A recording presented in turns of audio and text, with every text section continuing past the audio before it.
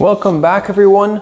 I'm Rick, the Honest Mechanic, and today we are going to work on yet another oldie goldie. I've promised you guys another video, but yeah, so what we're looking at today is a 1988 Moto 4 225 that I have no idea about. Like, I mean, in a sense that I don't know if it runs, I don't know if it blew up or what the case is.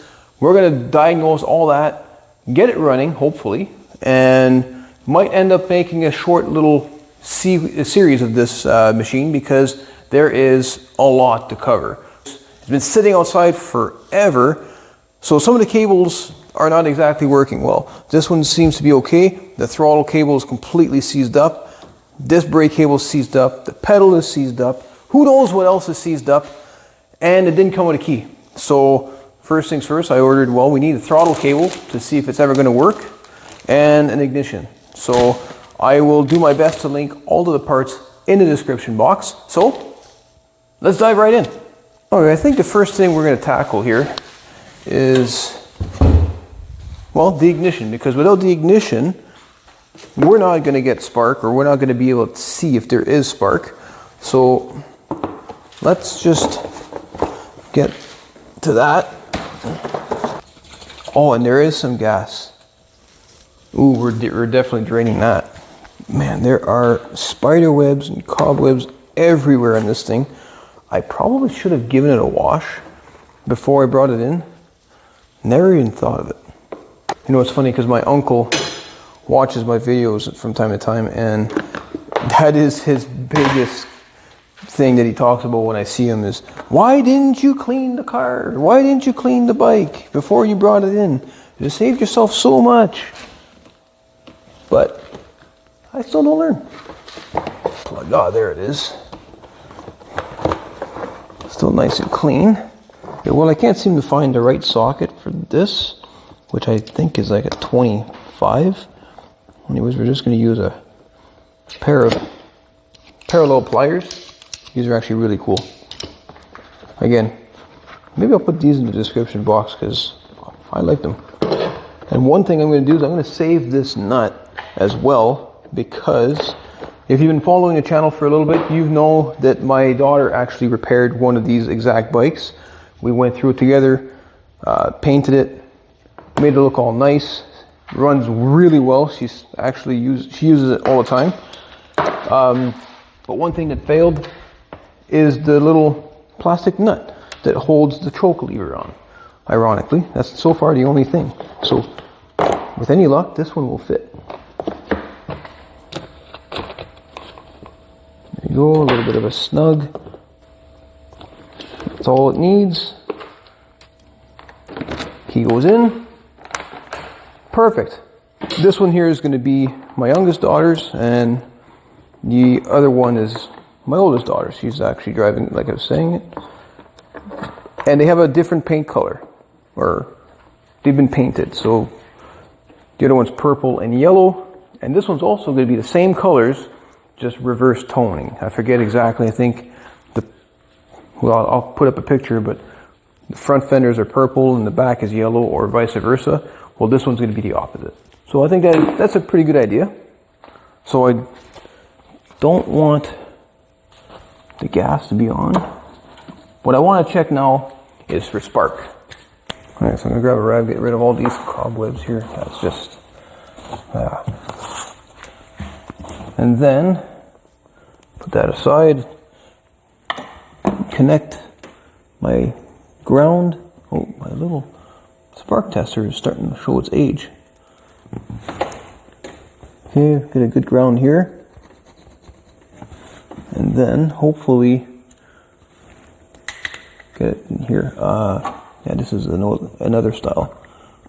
It's got the little thin spark plug lead or end to it. This one here doesn't accept that. Hopefully it'll be touching so we can see whether or not we have spark.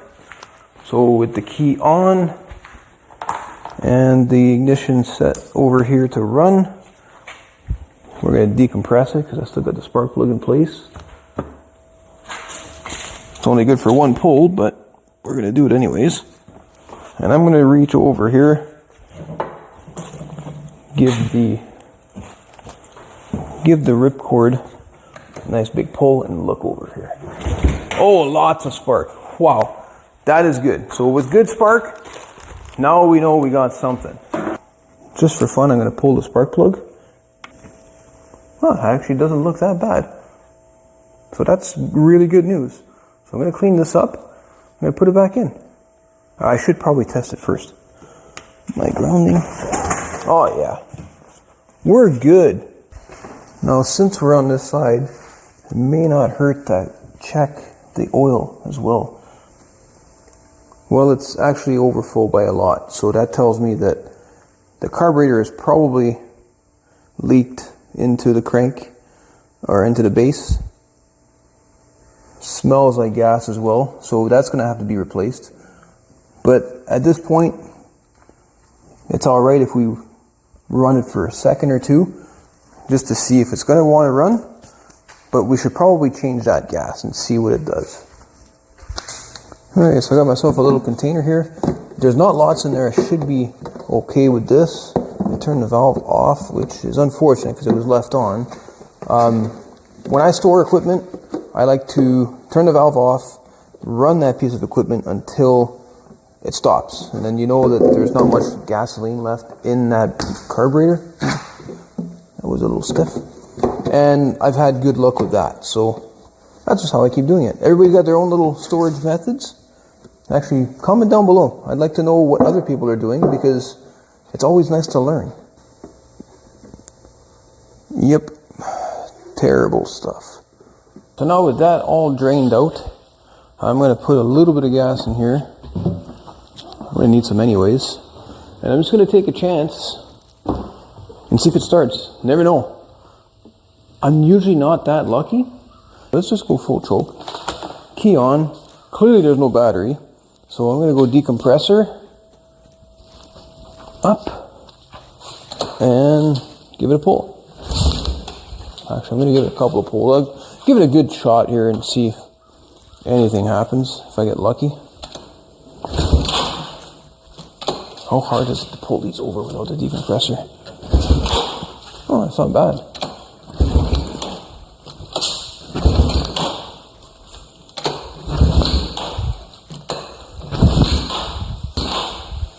Well, no shortcuts here, I guess. So, let's remove the carburetor and go from there. We got just a little clamp here for the boot. 10 mil nuts. Then we'll take this carburetor out. We'll put it on the bench and we'll go through it together and see what we find. Alright, and here we have the carburetor. So, for this one, because the gasoline is so old and so stinky, I'm going to put on some gloves. Actually, these are gloves that I've used before. I'm cheap like that. I kind of reuse them if they're not that bad. The price of gloves has gone through the roof. So, anyways, let's start by the obvious. Oh, still got a bit of fuel in here. That's okay. That's why we have a tray. And it's, again, pretty yucky. We're going to remove the bowl and see what the jets look like. Okay, what do we have inside? Oh, and it's stuck, of course. Okay, let's do it this way.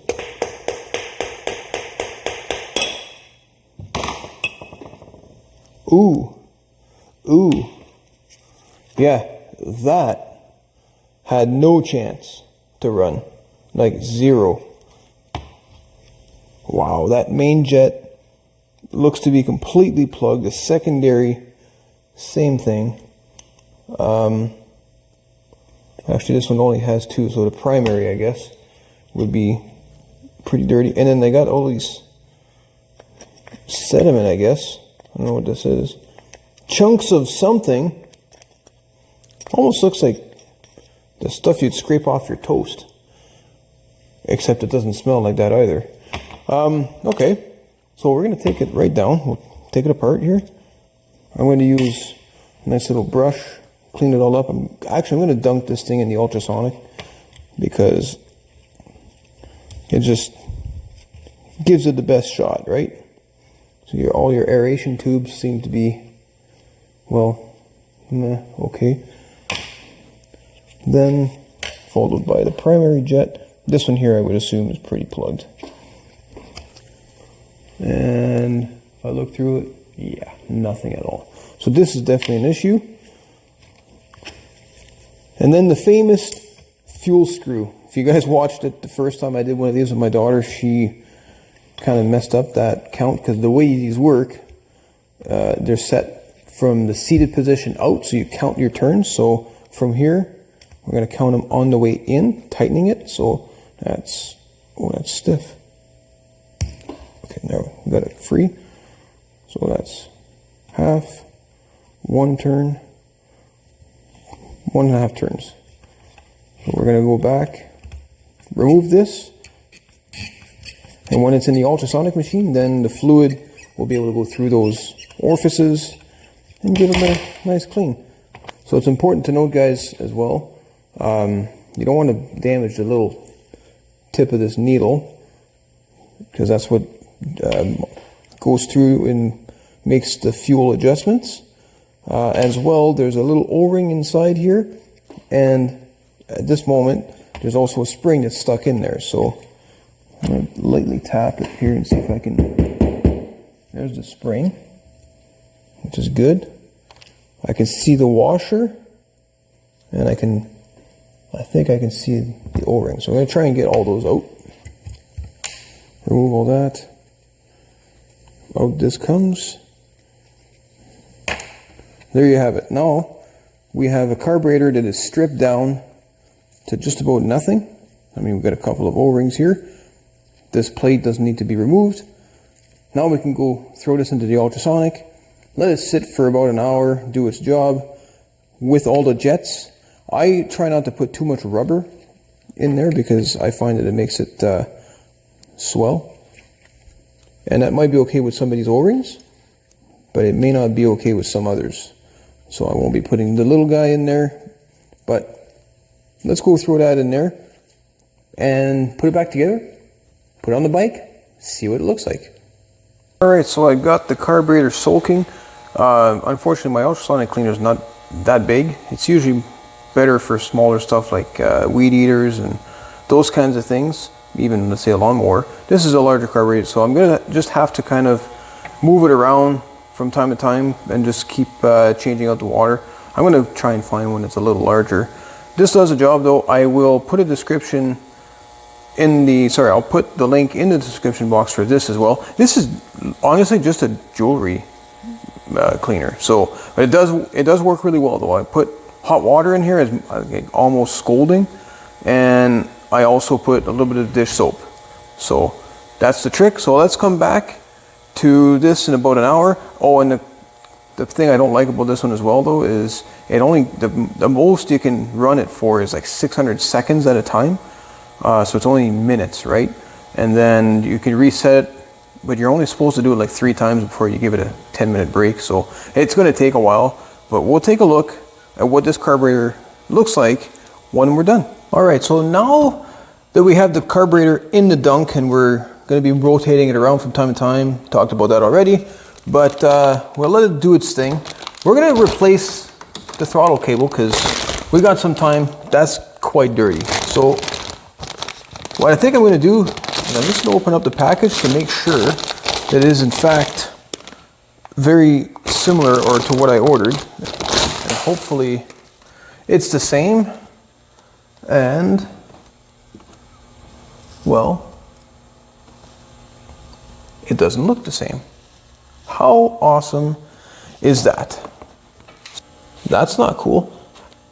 So I'm going to have to go back and figure out what exactly went wrong during the ordering process, or maybe the delivery process, because this doesn't seem to be the same cable, and that's kind of a problem because this one is all seized up. Anyways, get some tools. Start by breaking these free, just like that. Disconnect that like that. Oh yeah. That's what happened. She's broken. fish this through onto the other side. Putting it back in is going to be a lot of fun, I can already tell. So this is not like this one at all. Great. Okay, so I've got both cables on the bench here, and I thought, before I disregard both of these as being completely different, which they are, I was being a little bit of a negative Nancy here, thinking that I got the wrong cable. And I don't know why Nancy got the negative in her name. I mean, are all Nancy's negative? I mean, not all Ricks are. I'm not going to say it because it's a family show, and I hear that a lot. Not a good nickname for me. But anyways, they are actually going to work. So the new cable, there's a little fitting right here. So I'm going to unscrew it. I'm going to keep the cap. That's going to work out just fine. It had, I just threw out the other end. Oh, I didn't, it's right over here. Has the same end here and the same end here. However, it's not threaded, but that's okay. It fits in the handlebar. So the adjustment is going to be made here rather than right there. So just a little bit different setup. So let's install it. And before we do that, let's take a quick look here at the carburetor. This is our second batch of water. I've changed the water twice now. And it's looking good, actually. You can tell there's a huge difference in here. It still needs a little bit of work, so I take a little brush from time to time and I agitate some of the stuff in the carburetor to see if it loosens up. And what about this guy? Yeah, see, that still needs a little bit of work, but already much better. The water has changed color drastically. So I just keep moving it around, keep the water fresh, keep it warm because I find that hot water tends to dissolve some of that gunk much better. Again, this is not a super strong ultrasonic, but you can see actually here right now, you can see the vibrations happening, and it's actually really cool because after you change the water, it is really cool to see how much dirt has fallen into the bottom of this. All right, well, I've got the cable routing started. I'm going to use my little grabber tool, hopefully here, to finish the way up because I can't seem to get it. I might have to throw it on the lift for this. This is just silly. All right, I think I got it. Going where I want it to. Come on. Come on, little grabber. You're almost there, I can see it. These little things are great. Got this one from the dollar store or Princess Auto or something like that. There you go. There we go. Now I passed the big ugly rubber. So that's what was holding me up. This goes through here, goes into there. Oh, just undid all my work. Push that over the top. Hopefully you guys can see that. We have a working cable. All I need to do now is put the cover back on here and then also put the spring and the plunger. And once the carburetor's all back together, we get to see if it starts. Okay, so after about an hour, this is the end result. So I'm actually pretty happy with it. It looks really nice. It's going to do the job, at least on the carburetor side. So we're going to clean that out, like we're going to blow it dry. And then what do we have here for the bowl? Usually the bowl takes quite a bit more time to get perfectly clean. Yeah, that's what I figured. So this I'm going to have to cheat a little bit, use a little bit of elbow grease. I don't know, whatever works. So sometimes brake clean works. I don't know, any little solvent will have, maybe even some strong detergents, but I'm going to have to work with that by hand with a little brush. And then, what do we have here? So all of the jets, the parts, look at that. That was like yellow. So that's looking really nice. Very happy with this. Try not to put this on my keyboard. And now, let's just go drain the water and see what it looks like. But keep in mind, guys, this is the second cycle. So, but look at the dirt.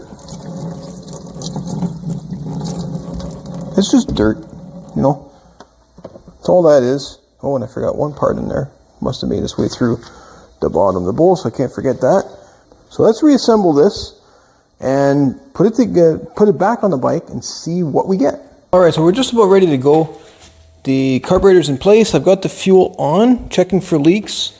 It looks a little bit wet down here, but that's because I purged it. I wanted to make sure that no fluid was left from the machine in the bottom of the bowl. So now it's just gasoline. I've adjusted the throttle free play to where I'm happy.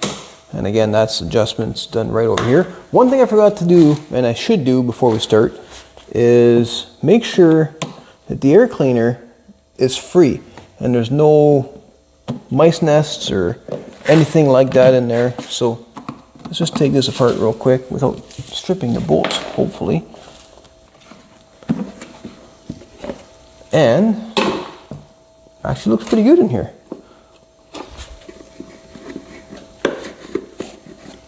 Yeah, a little bit of stuff in the bottom, but okay, looks good, but don't touch the foam element. Let me show you. So I just went to see if the element was oily. However, now it is completely destroyed because as soon as you touch it, it just falls apart. So that's one thing I need to add to the list. Now hopefully it's not going to suck itself. I'm just going to take it off, because I don't want that to suck its way into the freshly cleaned carburetor. And hopefully they're not expensive. I'm going to check online to see what they're worth. But anyways, without further ado, let's put this on the tripod. Okay, camera's safely distanced away from the machine in the event of anything. And oh, that reminds me, always get yourself a fire extinguisher ready to go. And make sure it's charged. This thing is an oldie, but nah, it's still good. So, let's see what happens. We got the key on. We're gonna go full choke. I did lubricate the choke cable. Seems to be working much better now.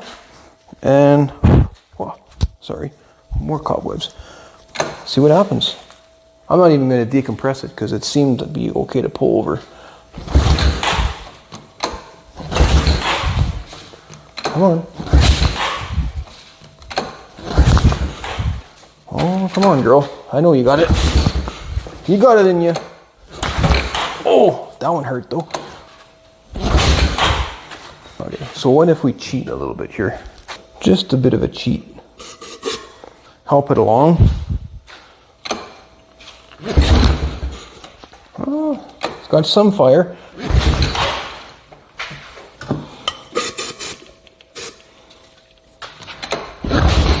Come on, girl. There you go. Oh, I know you want to. I know you want to. Okay. Enough of me cranking over this Moto 4. Let's take a short break from that and talk about the tip of the day. Today's tip of the day is going to be on carburetors and specifically carburetor tuning. So if you're making any adjustments on carburetors, my tip to you is to jot it down, make note of it somewhere so that if you're not getting the results you want, you can bring it back to where it was and start all over again, or at the very least, track your results. So if you are playing with a fuel screw or an air mixture screw, those are important things to remember. Also, it's a good idea to make sure the engine is nice and warm before making those adjustments.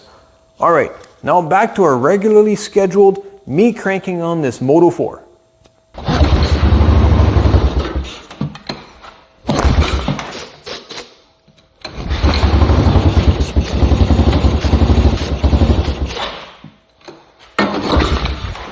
Can't be the carburetor because I know it's clean. It's got to be a better way. Hold on. Let's see if I can get a battery hooked up to this. All right, so two things here. I filled it up with whatever gas I had left. I'm going to put this over here, a little bit further away from any flammable sources. I've connected a battery to the leads on the bike. What else have I done? Oh, And I remember now, I've had this issue before where I start playing around with these bikes, and for some reason, if you don't have the airbox on, or the lid on, I should say, it really affects the way they run because there's too much air and there's not enough fuel. So you need to have the lid on the airbox at the very least so that all that air has been calibrated to the size of the jets. So let's see. Oh, we got a light on the dash. That's good. I didn't even check that. Let's see if it turns over and how it runs. If it even does.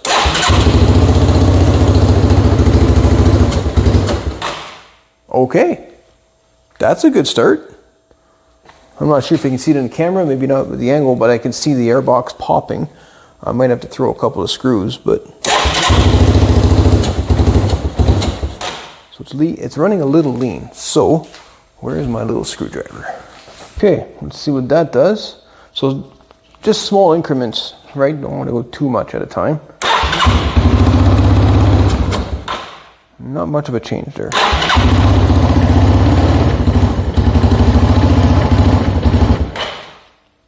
So that tells me that that pilot jet is still plugged up.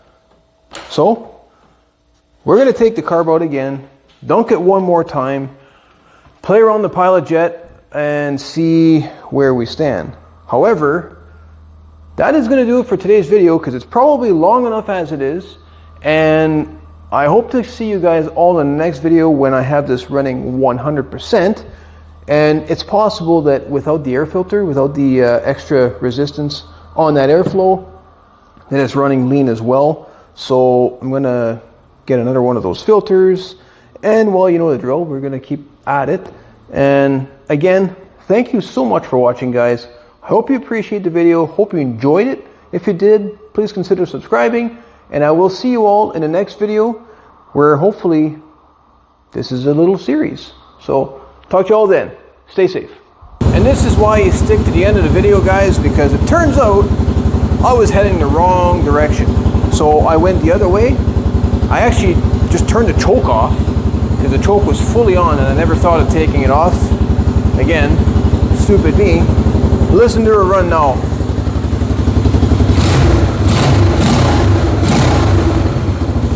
If you stay to the end, you guys are the best. Thanks again. I'm out now.